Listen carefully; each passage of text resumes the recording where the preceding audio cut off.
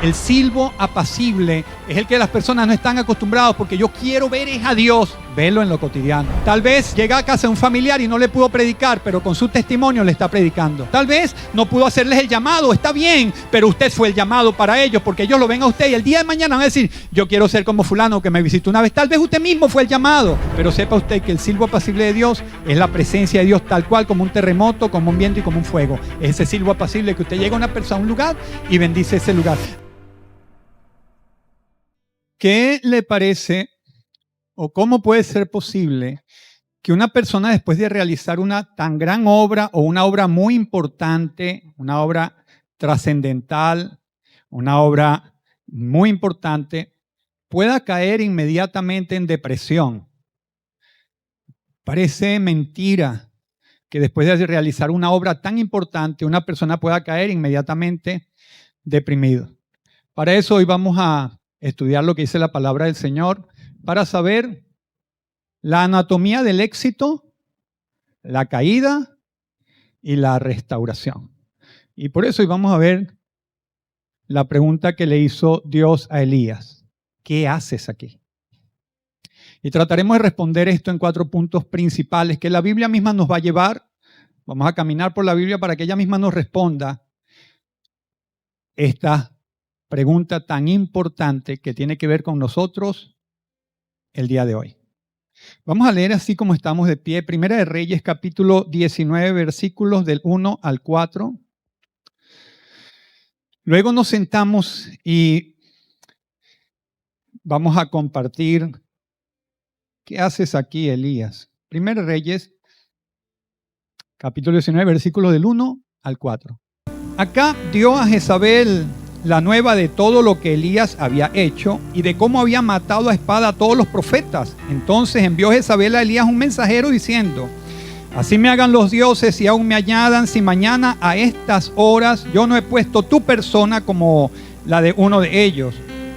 Viendo pues el peligro, se levantó y se fue para salvar su vida y vino a Beerseba, que está en Judá, y dejó allí su criado. Y él se fue por el desierto un día de camino.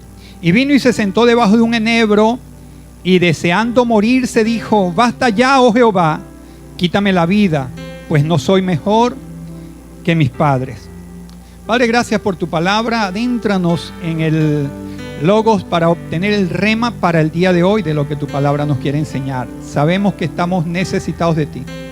Y tú dices: bienaventurado el que tiene hambre y sed de justicia, porque ellos serán saciados. Tenemos hambre de ti, de tu presencia y de tu palabra. Llénanos hoy. Alimentanos hoy. Dirígenos hoy. Sánanos hoy. Consuélanos hoy. Edifícanos para la gloria de tu nombre, en el nombre de Jesús. Amén y amén. ¿Puede darle un aplauso al Señor mientras toma asiento?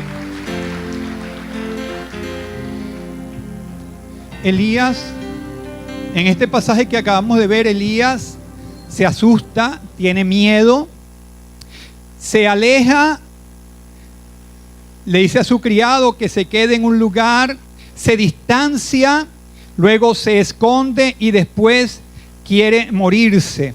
Esto nos quiere decir a nosotros que nosotros no somos inmunes. Ningún cargo es inmune a una depresión, a un agotamiento emocional, a un agotamiento físico, al burnout. Ninguno es exento, ningún título y ningún cargo nos exime a nosotros de sufrir agotamiento físico, mental, de caer en depresiones o de sufrir el burnout. Él se asusta y se distancia, se queda solo. Es unos síntomas inmediatos de depresión. Unos síntomas de depresión son estar solo, alejarse de la gente. Esto fue lo que hizo Elías. Elías se alejó, Elías se asustó.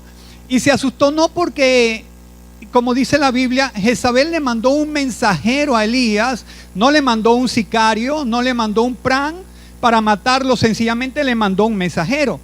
El mensajero le dijo que Jezabel lo está buscando para matarlo y que ella, pues los dioses la iban a castigar si ella no la mataba a Elías como Elías había matado a ellos. Pero eso es lo que causan las palabras. Hay palabras que causan miedos y las palabras se insertan en la persona y el enemigo siempre quiere enviarnos palabras a nosotros de miedo.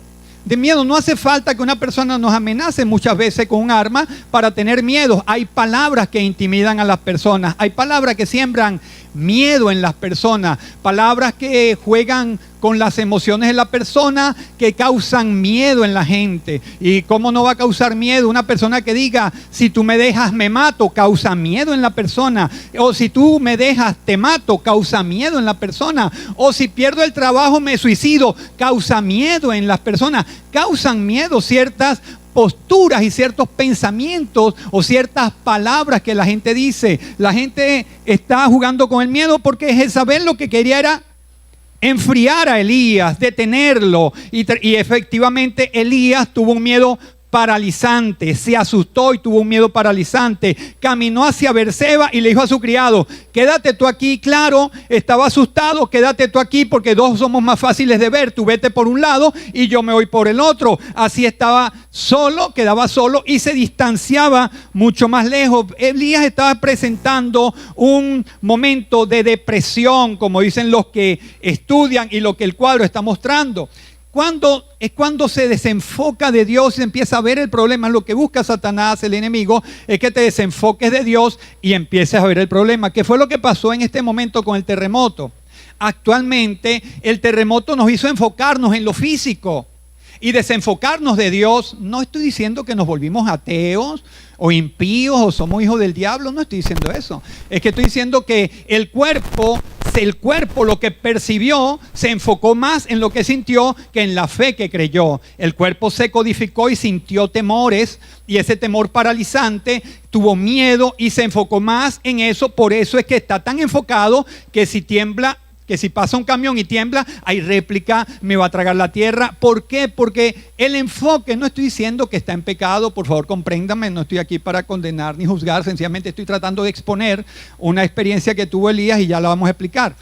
Entonces, ese miedo paralizante de que Jezabel lo amenazó, él se distanció, se tuvo miedo, se distanció, se quedó solo. Un síntoma de una persona que va camino a la depresión es que quiere quedarse solo.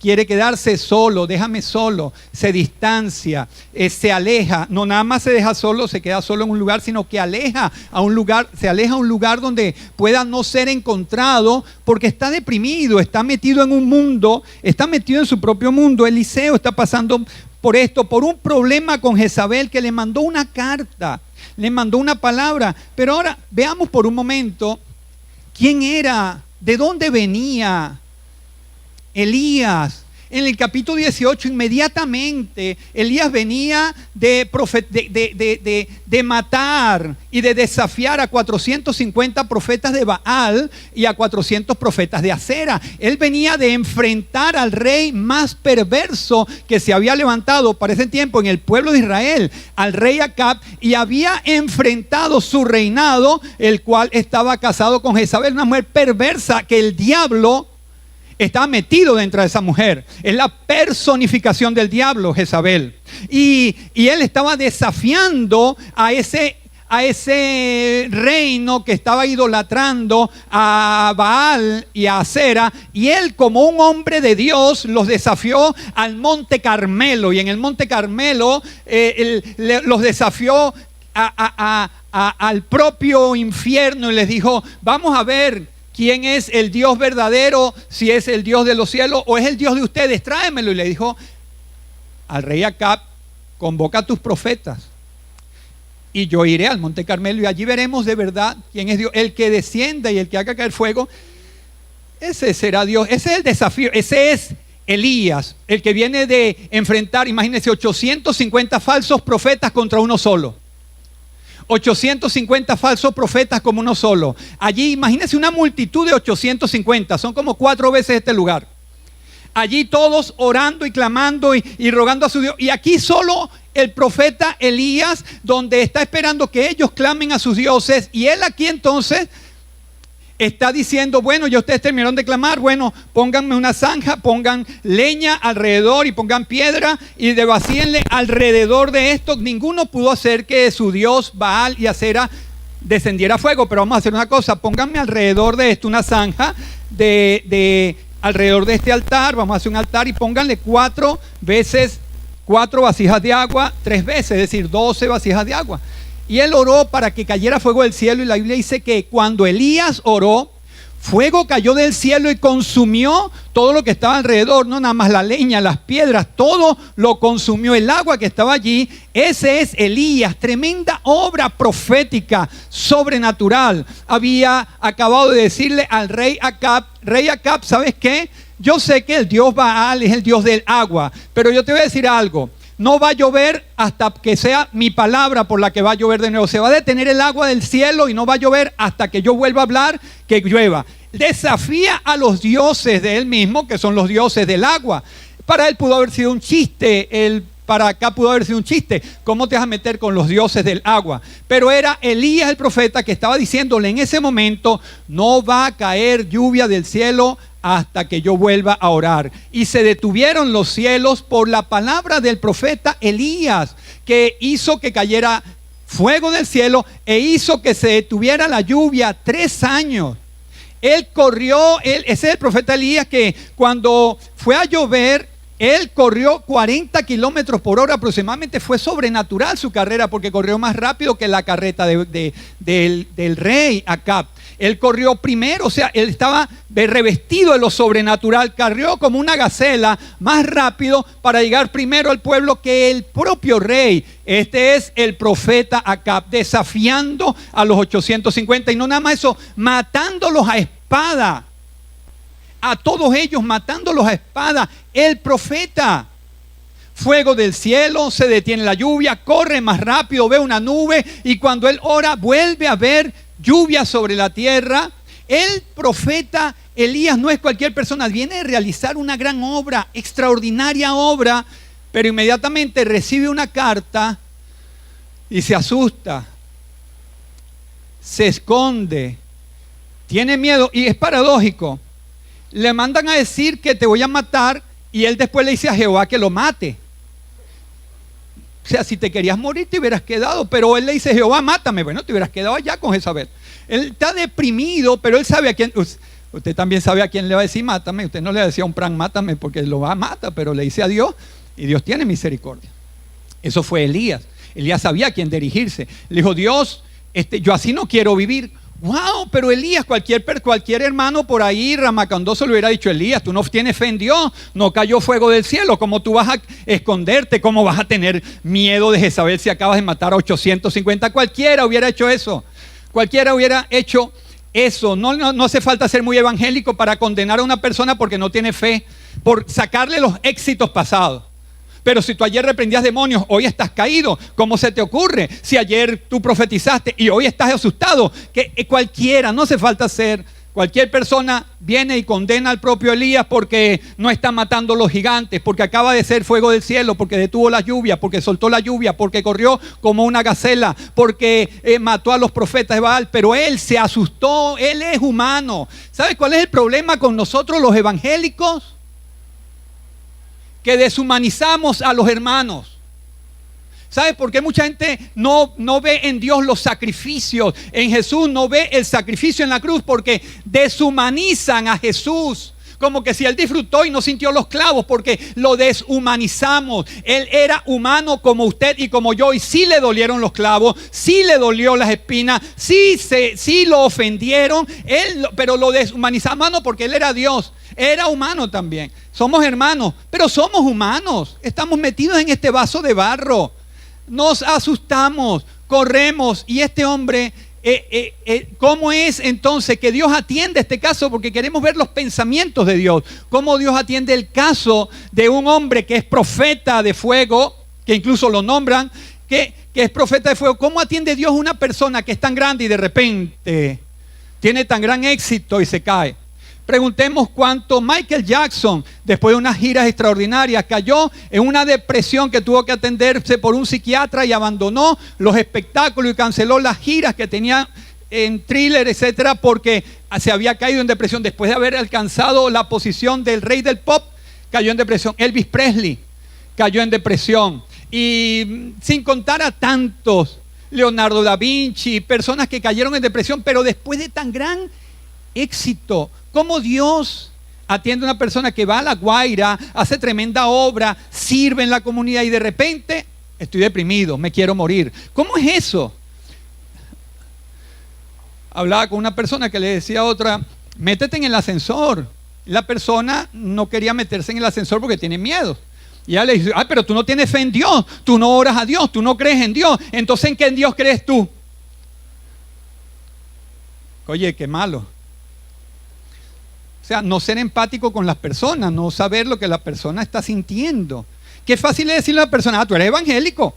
Tú puedes pasar hambre, tú no importa, tú eres evangélico. No, tú, no importa que soy humano también. Eso es cualquier persona juzga a alguien. Cualquier persona hubiera juzgado al profeta, pero vamos a ver cómo lo trata Dios. Y dice la Biblia, allí precisamente en 1 Reyes, continuando del 5 al 8, cómo lo trata Dios a Elías después de esto. Versículos 5 al 8 dice, y echándose debajo del enebro se quedó dormido. Y aquí luego un ángel le tocó y le dijo, levántate, come. Entonces él miró y aquí a su cabecera una torta cocida sobre las ascuas y una vasija de agua, y comió y bebió y volvió a dormirse. Y volviendo el ángel de Jehová la segunda vez le tocó diciendo, levántate y come, porque largo camino te resta. Se levantó pues y comió y bebió, y fortalecido con aquella comida, nótelo, caminó 40 días y 40 noches. Dios lo miró y él se quedó dormido. ¿Y sabes lo que hizo Dios? Cuando él se quedó dormido, guardó silencio para que durmiera. Y cuando ya le llegó la hora de despertarse, porque dormirse con hambre es una cosa terrible, ¿verdad? Tremendo. Lo despertó el ángel. Pero yo pienso, y esta es una muestra de una teofanía aquí, es Jesús mismo tocando a Elías. Incluso cuando él dice el ángel de Jehová se le presenta, es que el ángel, un ángel normal no sabe qué es estar cansado. Ellos no son cansados. Un ángel no sabe cuándo una persona tiene sueño. Él nunca ha tenido sueño, pero Jesús sí. Jesús es el alfa y el omega. Entonces lo despertó y le dijo, Elías, qué lindo qué lindo, Elías. No le dijo, Elías, te falta fe, hermano. Tú acabas de matar a 850, levántate y devuélvete. No, ¿sabes lo que le dijo? Elías, levántate y come. ¿Sabes lo más rico que hay? Que las mujeres me van a decir que eso es muy sabroso, que el desayuno estaba listo. No hay nada que le agrade más a una mujer que le digan el desayuno está listo. Levántate y come, no levántate y hazme una arepa. Levántate y come. Y ya Jesús, que es el pan de vida y el agua que sacia la sed, ya le había preparado su misma esencia en unas ascuas que había cocinado, y le cocinó el pan. Le dijo, toma, come, Elías, y toma agua. ¿Y sabes lo que hizo Elías después de comer y beber? Se quedó dormido de nuevo. ¿Y sabes quién estaba manifestado ahí? El Sabbat. Jesús es el verdadero descanso y lo dejó dormir. Hay gente que no quiere dejar dormir a alguien, se es infeliz cuando alguien duerme. Y muchas veces lo más espiritual que una persona puede hacer es dormir. Porque Dios atendió no la necesidad espiritual de Elías, ni la necesidad emocional de Elías en el momento. Lo primero que atendió Dios fue su estado físico, su salud física, que es lo que el pueblo evangélico ignora. La salud física fue lo primero que atendió Dios, la comida y el sueño. ¿Tú sabes que una persona deprimida lo que hace es dejar de comer y de dormir? Y Dios inmediatamente le da comida, no le dice, no le da una teología allí, no, le da un pan, le da agua y lo deja dormir. Duerme. Y se quedó dormido la siguiente vez. Él había llegado a un burnout. Tenemos que entender que el cuerpo se cansa. El cuerpo, cuando la unción llega hasta donde el cuerpo resiste, el cerebro se cansa cuando el cuerpo ya no aguanta más. Y la demostración de depresión es agotamiento físico primero. El agotamiento físico debilita el sistema inmune. El agotamiento físico genera y desata depresiones, y nosotros queremos curar los síntomas sin curar y sin darle salida y remedio a lo que es la raíz del problema. La raíz del problema es que Elías estaba cansado, había matado 850 gente, había profetizado, había corrido, estaba agotado físicamente. Cualquier cosa lo debilitaba. Y Dios lo atendió físicamente. ¿Sabe una de las cosas que usted tiene que hacer? Cuidarse físicamente, hacer sus cuidados físicos, tener cuidado de ese templo maravilloso que Dios le ha dado, cuidar el templo. Dios descanse lo que tenga que descansar. No se estrese en la vida, porque si se estresa y no descansa, puede pasarle factura el día de mañana. Como ya lo hemos visto, muchas personas tuvieron que cancelar gira. Lady Gaga tuvo que cancelar una gira para sentarse en una silla psiquiátrica para que la atiendan, porque no le dio la mente, porque había hecho 200 giras a nivel mundial y se agotó, se cansó. No importa qué tan importante sea, pero se cansan. El cuerpo se agotó y Elías estaba cansado, estaba agotado. Él necesitaba comer y dormir. Y gracias a Dios que llegó al lugar correcto. Él salió y se escondió en Berseba, y allí el ángel lo toca y le dice, y le da unas palabras, le dice: Elías, levántate y come, porque el largo camino te resta. Qué bonito. No le dijo, bueno, se acabó tu ministerio. Le dijo, Elías, levántate y come. No le dijo, se te acabó el ministerio porque ahora, después de haber matado, ahora tienes miedo, te excluyo. No, levántate y come porque el largo camino te resta. Qué interesante que dice la Biblia que con esa provisión que recibió caminó 40 días y 40 noches. Así, al igual que estuvo Moisés 40 días y 40 noches, así como estuvo Jesús ayunando 40 días y 40 noches, Elías caminó 40 días y 40 noches sobrenaturalmente. No dice la Biblia que se le presentó el ángel para darle de nuevo. Él caminó con esa provisión que tuvo 40 días y 40 noches. No es cosa curiosa que en el monte que narra Juan, el que se le aparece a Jesús son Elías, Moisés y Jesús, 3 hombres que ayunaron 40 días y caminaron 40 noches. Es interesante que Dios estaba con Elías y caminó 40 días y 40 noches. ¿Sabe dónde fue Elías después de ese cuidado tierno de Dios? Ese fue el cuidado de una nodriza, el cuidado de cariño de Elías, de su profeta. Elías, come, ¿ya comiste? ¿Sabe? Si usted tiene gente deprimida en su casa, deje de estarlos acosando. Asegúrese de que coman. Asegúrese de que descansen. No necesitan tanta predicación. Tal vez han dejado el apetito. Tal vez no tienen sueño.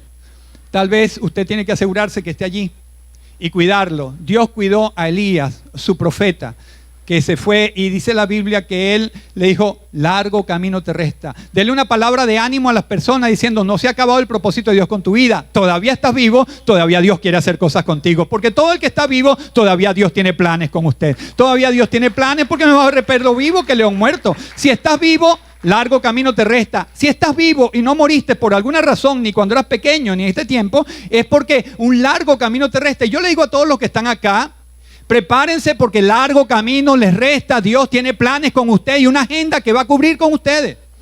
Dios va a cumplirlo, Dios les va a cuidar, les va a cuidar, les va a salir, les va a romper la depresión, les va a volver a levantar el ánimo, les va a quitar ese malestar que tienen, ese miedo o esa paranoia. Va a ser quitado porque si estamos vivos, largo camino nos resta. Tenemos largo camino. E inmediatamente, después de ese cuidado, le dice que vamos. Largo camino, y el versículo 9 dice la Biblia que después que él caminó 40 días y 40 noches, el versículo 9, y allí se metió en una cueva. Todavía, recuerden que esto me gusta porque los procesos de la vida no son un evento. Una persona que tiene un trauma no sale con que le reprenda a los diablos, con que tiene un trauma, tienes que acompañarlo en el trauma.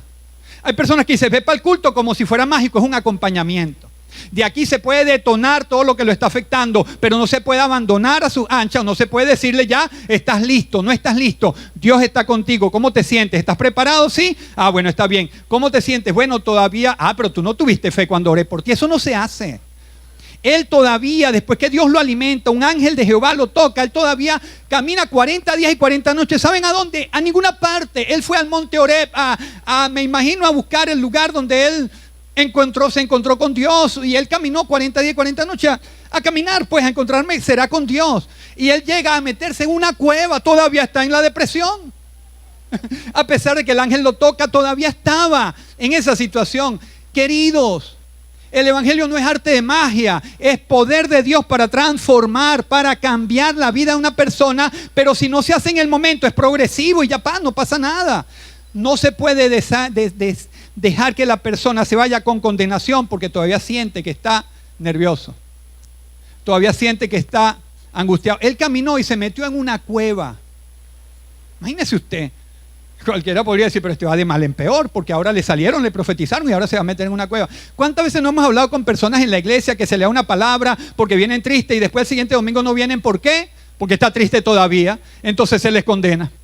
No, una persona tiene un problema y vino a la iglesia, adoró, levantó, yo lo traje, levantó las manos, adoró a Dios. De seguro que Dios lo tocó, claro que Dios lo tocó, pero Dios no hace magia en la persona, Dios lo toca para seguir el proceso con la persona y puede ser que sea inmediato, pero puede ser que sea progresivo.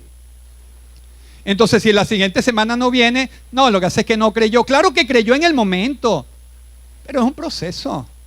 Es un proceso, no se puede descartar a la gente per se, no se puede descartar a la gente por nuestras propias miserias, como hablaba yo en el devocional temprano, por nuestras propias miserias de pensar por nosotros primero. Se metió en una cueva donde pasó la noche y entonces en esa cueva, para los que se esconden en una cueva que creen que dicen, no, Dios no me va a sacar de aquí, Dios se metió en la cueva a hablar con él. Así que Dios lo va a perseguir a usted para que sea serio en la vida. Dios lo va a perseguir aunque se meta donde se meta, Dios lo va a perseguir. Se metió y vino a él palabra de Jehová y le dijo, ¿qué haces aquí? ¿Qué haces aquí? Esa pregunta no es nada más emocional y espiritualmente, físicamente. ¿Qué haces aquí, Elías? Yo no te mandé a venir. ¿Pero qué haces aquí? O sea, Elías siempre hacía lo que Dios le decía. Ahora él estaba haciendo lo que le decía su mecanismo, pues voy a ir. Y le dice, ¿qué haces aquí? Es como diciendo, yo no te mandé a venir, está bien, vamos a sacar provecho de esto, pero ¿qué haces aquí? Era como que estaba desubicado. Hay personas que se pierden en la vida, no saben si van o vienen. O no saben si están subiendo o están bajando. Están perdidas. Dios sabe tratar con personas que se pierden en la vida, que no saben qué están haciendo, ni qué están haciendo, ni qué están haciendo, ni qué van a hacer. Así estaba Elías y entonces Dios le dice, ¿qué haces aquí? Y la respuesta de él muestra más todavía su situación. Y Elías le respondió, he sentido un vivo celo por Jehová, Dios de los ejércitos, porque los hijos de Israel han dejado tu pacto, han derribado tus altares y han matado de espada a tus profetas. Solo yo he quedado. Ese es el síntoma de una persona deprimida. Nadie me atiende, todo el mundo se olvidó de mí. Los hermanos, yo tantos hermanos que tenía y ahora ninguno me saludó. Yo en el trabajo, que tanto y que me querían, reconocieron a todo el mundo y a mí no me dieron aumento. La agarraron conmigo. Ese es el síntoma de una persona que está en un campo depresivo. Siempre es todo personal. La agarraron conmigo, nadie me saludó, me dejaron solo. Yo soy el único que está sufriendo esto. Yo soy el único que está pasando esto. Es un campo minado. Pero Dios sabe cómo atender a esa persona que se pone pusilánime, que se pone en ese sentir de lastimería. Dios lo sabe tratar. Yo tal vez no, porque tengo mis propias miserias, pero Dios sí sabe tratar a una persona cuando entra en el campo de la lastimería. Decir, es que lo que pasa es que conmigo todos la agarran, yo quiero hacer algo bueno, pero ahora me salió todo mal, y ahora que iba a emprender algo, me botaron del empleo, y ahora que iba a hacer... No, Dios sabe cómo tratar, yo no. Pero Dios sabe tratar con una persona que dice, es que todo el mundo me abandonó, yo estoy solo. Elías estaba diciendo que se había quedado solo, que todo el mundo había abandonado los mandamientos de Jehová, que habían derribado los altares de Jehová y que estaban persiguiendo a los profetas, que lo querían matar a él y que él era el único que estaba, el único que quedaba. Ese es el síntoma de que soy yo solo. Solo yo estoy en la vida. La gente no entiende lo que yo estoy sufriendo. Si ese pastor supiera que yo no tengo con qué comer en la casa, si ese pastor supiera que tengo un dolor, que una familia, que etcétera, Dios lo sabe. Dios sabe cómo tratar con cada persona que siente que el mundo le ha dado la espalda. Dios sabe cómo tratar con una persona que Dios sabe que siente que está solo. Si supiera que cuando salga de este culto tengo que meterme en mi casa, que es un infierno, Dios lo sabe, yo no lo sé. Pastor, yo lo que estoy viviendo es un infierno, estoy aquí, lo único que respiro bien es en la iglesia, porque en el trabajo me hacen bullying, los jóvenes que están en el liceo, Dios lo sabe, a mí me dejan solo, yo estoy solo en la vida, nadie me defiende, nadie ampara, Dios lo sabe. Dios sabe todas esas cosas y Dios sabe cómo tratar. Dios sabe cómo tratar con cada uno de nosotros, y por eso es que la palabra de Dios, dice que él ha quedado solo y me buscan para quitarme la vida. Y él le dijo, sal fuera y ponte en el monte delante de Jehová. Y aquí Jehová que pasaba, y un grande y poderoso viento que rompía los montes y quebraba las peñas delante de Jehová, pero Jehová no estaba en el viento. Y tras el viento un terremoto, pero Jehová no estaba en el terremoto. Y tras el terremoto un fuego, pero Jehová no estaba en el fuego. Y tras el fuego un silbo apacible y delicado. Y cuando lo oyó Elías, cubrió su rostro con su manto y salió y se puso a la puerta de la cueva. Y aquí vino a él una voz diciendo, ¿qué haces aquí, Elías? Él respondió, he sentido un vivo celo por Jehová, Dios de los ejércitos, porque los hijos de Israel han dejado tu pacto, han derribado tus altares y han matado a espada a tus profetas, y solo yo he quedado y me buscan para quitarme la vida. Dios lo busca en la cueva. Dios se presenta a él de una manera extraordinaria, porque hay personas que tienen pragmatizado a Dios de alguna manera. Dios se tiene que manifestar, es así. Y hay personas que van de un ministerio a otro porque piensan que Dios se debe manifestar es en un culto, que haya fuego, que todo el mundo profetice, que el pastor se pare en una silla, que la gente ponga manos, que se sanen los enfermos físicamente, que resucite un muerto, lo que sea. Si no, ese no es Dios. Si Dios no se mueve como yo creo que se mueve, no es Dios. Dios le manifiesta a Elías. Elías ya estaba acostumbrado a ver al Dios del poder, casi nada, fuego del cielo, correr como una gacela, aguantar 40 días y 40 noches de una manera sobrenatural. El hombre que desafiaba, entonces él está esperando que Dios se manifieste, y Dios se manifiesta, y Dios pasa un viento que rompe las montañas y quiebra las piedras, y Elías lo más probable es que dijo, aquí debe estar Dios, y Dios no estaba allí. Pero él está acostumbrado al fuego. Y entonces de repente Dios, el terremoto, y Elías sale y dice, aquí debe estar Dios. Un terremoto, la Biblia dice, y Dios no estaba allí. Entonces cuando cayó fuego, entonces él dijo, este es el Dios que yo conozco. Ahora sí, este es el Dios que va a hablar conmigo. Fuego. Cayó fuego y Dios no estaba allí. O sea, Dios se va a presentar de la manera que usted menos lo está esperando, porque Él es soberano para cumplir su propósito a su manera, cuando quiere y como quiere, no como nosotros queremos. Él es soberano para hacerlo. Y pasó un silbo apacible. Y en el silbo apacible estaba Dios, porque Dios sabía que Elías tenía una crisis existencial, que lo que menos necesitaba era fuego en ese momento, que lo que necesitaba era una voz arrulladora. Una voz que sople a su alma y le dé tranquilidad. Porque hay personas que son voltaje 220. Al que le hablan le ponen candela. Dios mío, tú terminas de hablar con una persona y terminas eléctrico. ¿Qué pasa? ¿Qué pasa? ¿Quién hay que matar? ¿Dónde me meto? Pero Dios sabe cómo bajar los decibeles de una persona. Y en el silbo apacible, Dios nos trae un mensaje a nosotros hoy. ¿Sabes dónde vimos el silbo apacible de Dios nosotros? Ahorita en La Guaira. Vimos el silbo apacible. ¿Dónde lo vimos? En Nairobi, haciendo trencita en el cabello de las mujeres. Un silbo apacible. No estaba ramacandeando con ellas. No le está diciendo, así te dice Jehová, porque aquí debe manifestarse Dios. Dios se manifiesta en el silbo apacible. En el silbo apacible, cuando una persona estaba dando talla M o talla S, talla M, ese es el silbo apacible de Dios. Ellos no estaban allá abajo echando fuego, profetizando, porque hay gente que dice, Dios tiene que estar aquí, debe estar. ¿Dónde está Dios? No, esto es lo que están es cortando cabello, esto es lo que están haciendo trecita. ¿Dónde está Dios? Allí en el silbo apacible está Dios. En dando el pan a las personas, en lo cotidiano de la vida, en darle un pan a una persona y que te lo rechacen y decirle, no te importa, ¿quieres que ore por ti? No, gracias, está bien, Dios te bendiga. Ahí está el silbo apacible de Dios. El silbo apacible en las personas que fueron con su tiempo para dedicar sus manos de obra ya. El silbo apacible de los peluqueros que cortaron cabello. El silbo apacible de manifestar a Dios en lo cotidiano, en la rutina normal de la gente. No tal vez con fuego, pero allí se dejó el silbo apacible de la presencia de Dios, porque cada persona fue.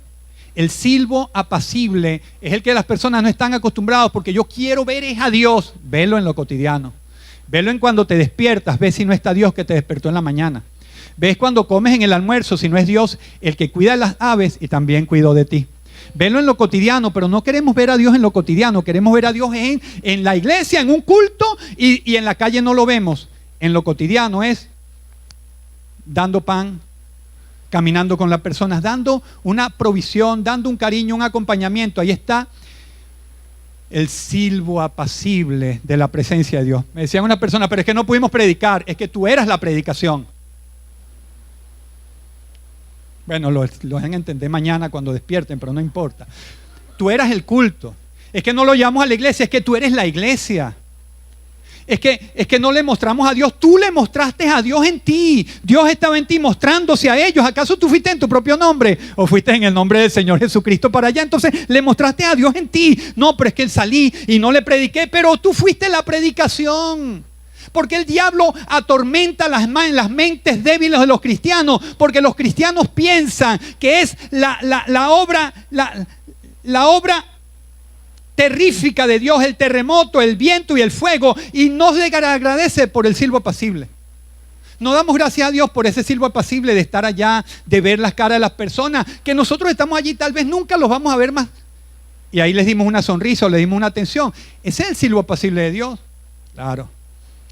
Este fue el silbo apacible donde Elías ahora tenía que entrar en la presencia de Dios, y cuando comprendió que Dios no es a su manera, dice que se descubrió con el manto, comprendiendo, y me hace recordar a Job: de oídas te había oído, mas ahora mis ojos te ven. Ahora está conociendo una faceta de Dios que no conocía, un silbo apacible. Y tal vez usted debe conocer al Dios del silbo apacible en lo cotidiano, en su casa. Tal vez no llega a casa de un familiar y no le pudo predicar, pero con su testimonio le está predicando, con sus palabras le está predicando, con su postura le está predicando. Tal vez no pudo hacerles el llamado, está bien, pero usted fue el llamado para ellos, porque ellos lo ven a usted y el día de mañana van a decir: yo quiero ser como fulano que me visitó una vez. Tal vez usted mismo fue el llamado. Pero qué difícil es en el mundo que Satanás deje las mentes de las personas y nunca les traiga condenación y culpa en ningún momento. Pero sepa usted que el silbo apacible de Dios es la presencia de Dios, tal cual, como un terremoto, como un viento y como un fuego. Es ese silbo apacible que usted llega a una persona, a un lugar, y bendice ese lugar. Ahora, ¿hacia dónde va todo esto? ¿Cómo Dios lo va a tratar a él? Porque él todavía se mete en la cueva, todavía Dios lo ha tratado con agua, con sueño, y todavía se esconde y todavía dice: es que me están buscando para matarme, el problema es que soy yo, pues. Es que he quedado solo. ¿Cómo Dios resuelve este tema? ¿Cómo Dios pasa esto?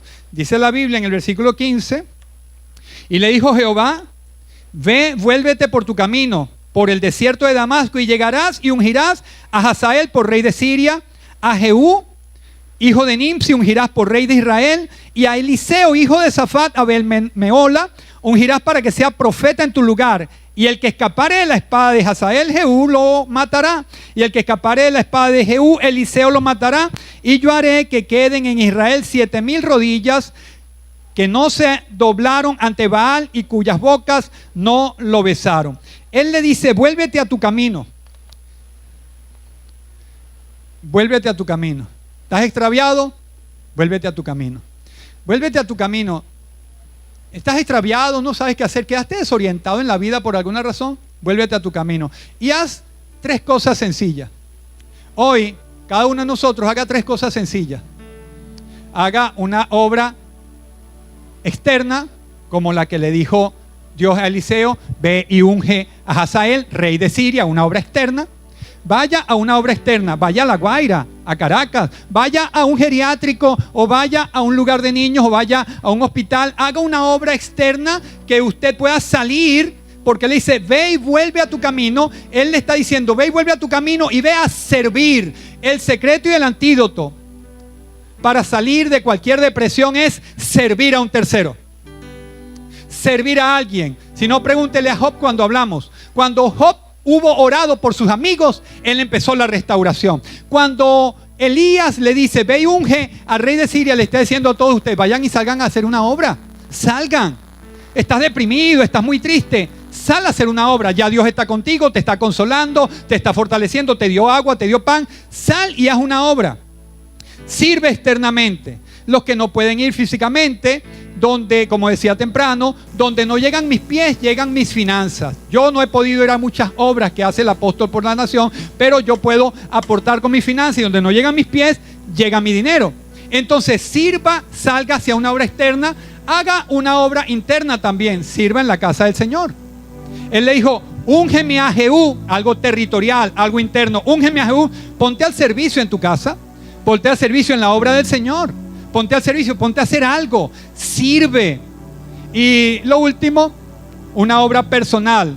Me ungirás a Eliseo para que sea profeta en tu lugar. Entonces haz una obra personal, multiplica el don que Dios te ha dado. Multiplica la empresa que tienes. Sé el mejor empleado dentro de tu compañía. Sé una persona que multipliques todo lo que tienes. Haz un discípulo. Busca una persona y llévalo al Señor y hazlo un discípulo. El Señor está diciendo: la forma ahora para salir es estas 3 actividades. Sirve afuera, sirve adentro y multiplícate tú como persona individual. Eso es lo que va a garantizar que una persona que ha tenido éxito pueda caer y pueda ser restaurado.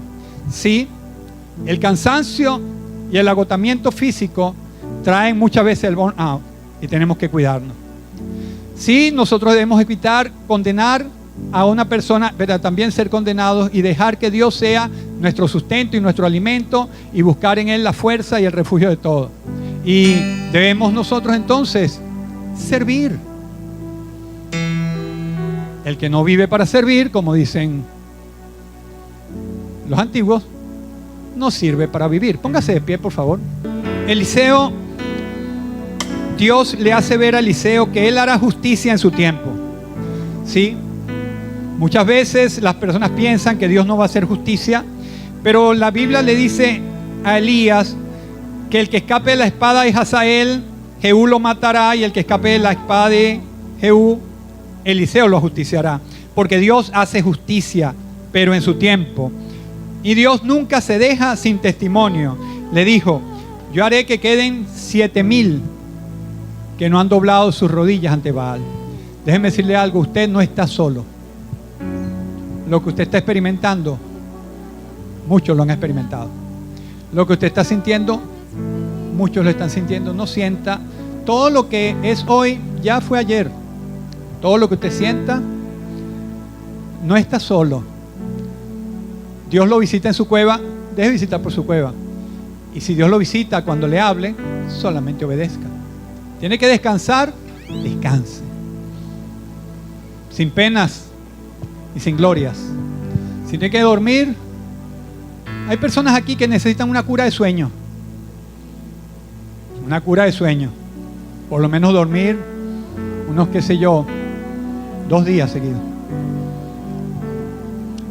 Para relajarse. Y los que duermen mucho necesitan dejar de dormir tanto y pararse a hacer algo, porque el hambre les va a llegar como caminante. Entonces,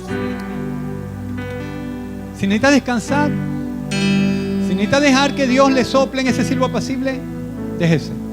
Tiene que activarse para servir, sirva en la comunidad, sirva a un tercero, sirva exteriormente, sirva a sus vecinos, sirva a las actividades que se van a hacer ahorita.